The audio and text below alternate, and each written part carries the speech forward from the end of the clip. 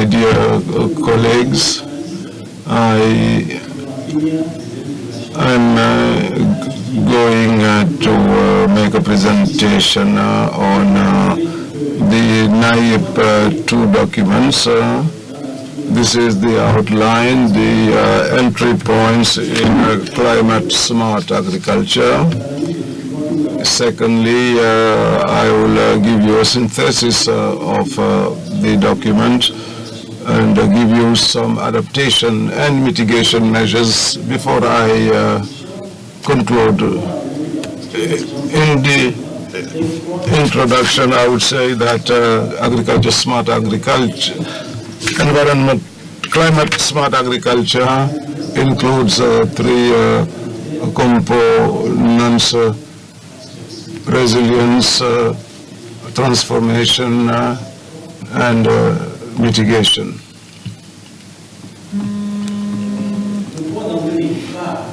What is the entry point? The entry point is the document on country profile document, because in this document we have targeted indicators, the percentage of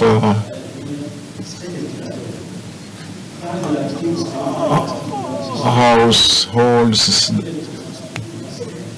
climate smart agriculture should have options in order to determine the vulnerabilities, and thirdly, the composite development, human development index.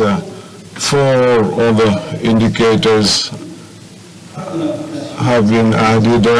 The proportion of the population exposed to climatic change, the percentage of irrigable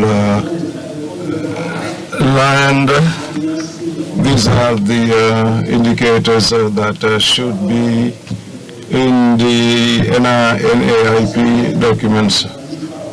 Now, regarding our analysis, we reviewed 9 documents, and 4 countries have politically and technically validated the documents. You see there are 4 columns, the status, the indicators, and recommendations. All the countries have been listed, and we can see that in each country or programs there are actions taken with regard to climate smart agriculture. However, the results have not been very specific. As I already made a presentation, the indicators in line with Malabo are not well defined. In some countries, we have the proportion of the population that should be targeted, whereas in others, this proportion of population is not there. Therefore, we should improve the results framework. And we also said that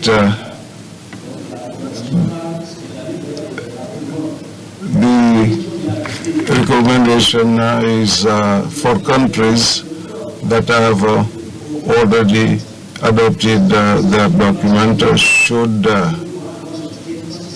rely on the national documents to have a specific plan for climate smart agriculture. So in the table you will see what actions have been taken. We have made a few proposals for adaptation and mitigation. A reference document prepared by the African Development Bank proposes a few options. Best practices should focus on cropping system, on livestock, on preservation of soils and water. We have noted a lot of good practices in a country such as Sierra Leone.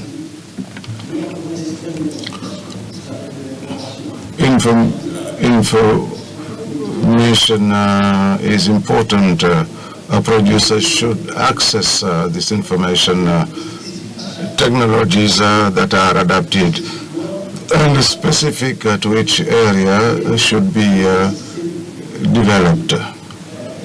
We have a proposed adaptation system for rice cultivation.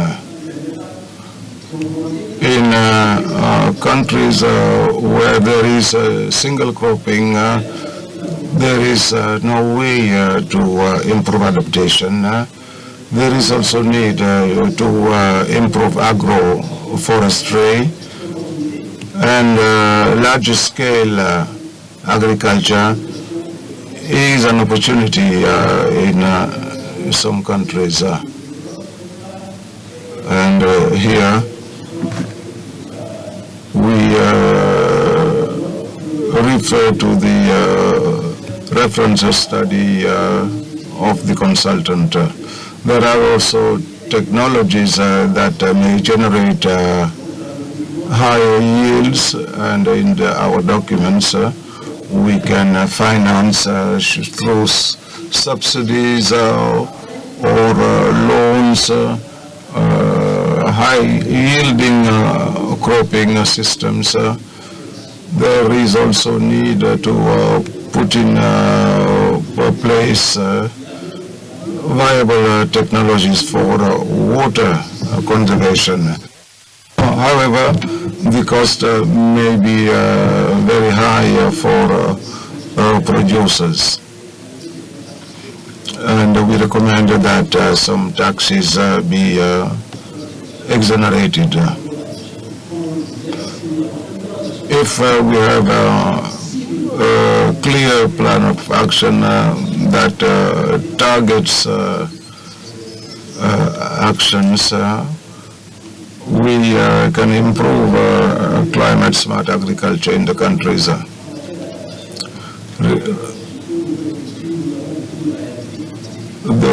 Given that there is a lot of climate variability, specific studies should be carried out on the land management, for example. As regards mitigation, there are technologies that will contribute to the release of gases and methane. There are also instruments that could be recommended,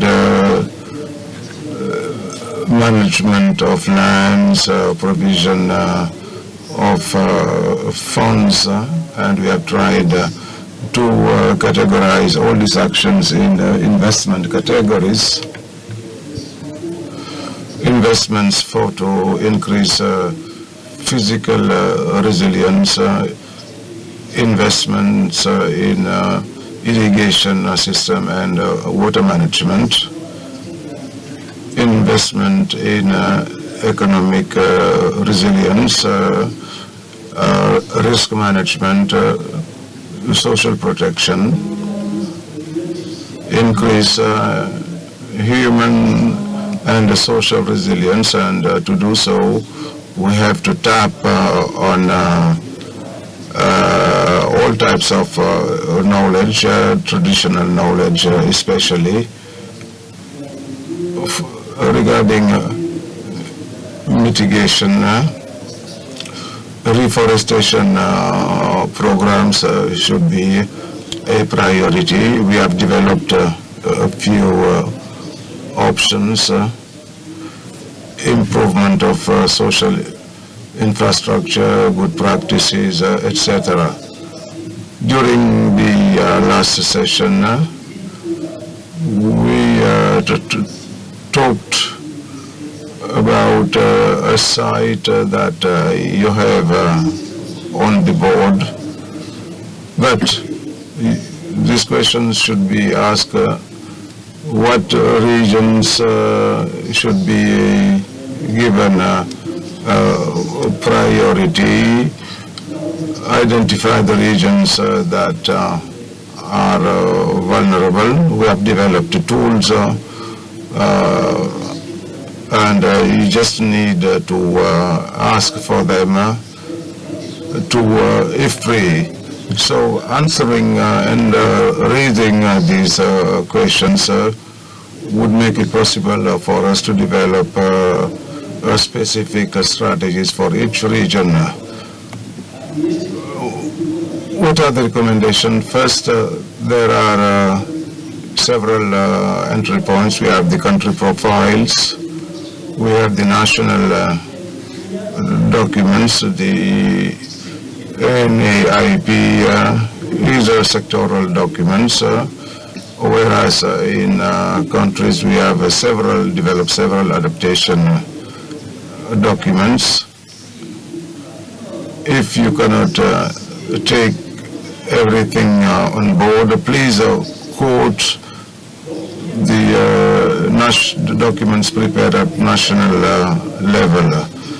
Through the NAIP, we have estimates on the proportion, the number of vulnerable countries, what proportion of the population is resilient, so that you can pull out this number of people from the reference situation. And if you project yourself over a period of 5 to 10 years, you can see how to prepare clear strategies with clear targets. In the national documents, especially the national strategies for poverty reduction, you have the targets, and these documents will make it possible for you to measure progress over time.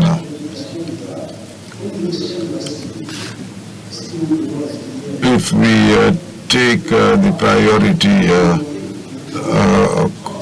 crops, you will see that you have to take on board for each cropping system the vulnerable populations, and the final recommendation is for countries that have politically validated the plan to make efforts in order to review their documents and include everything that may be missing. Monitoring, evaluation plans are also important, so that you measure the targets to be reached every year. This was in sum our analysis of the different documents in order to pull our populations out